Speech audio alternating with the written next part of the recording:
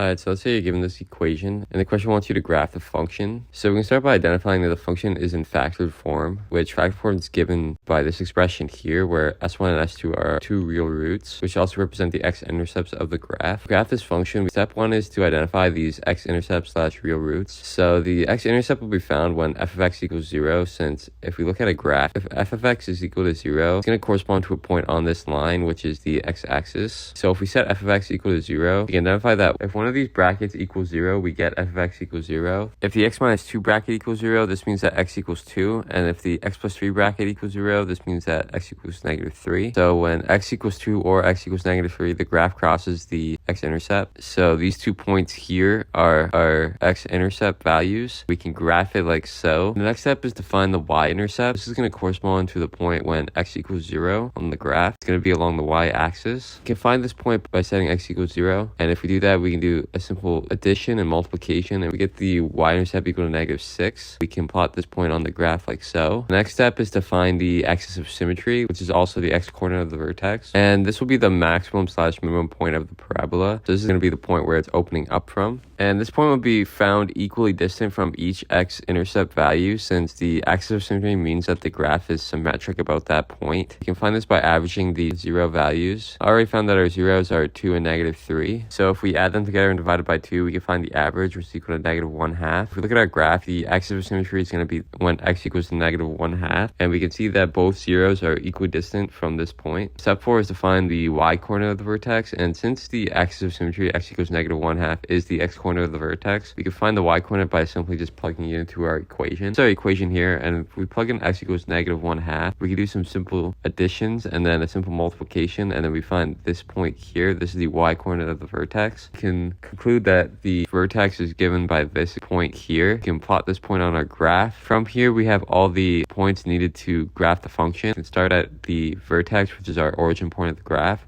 and we can plot it such that it goes through each 0, as well as it crosses the y-intercept at the correct position, like so. So this is the graph for our function given in the question.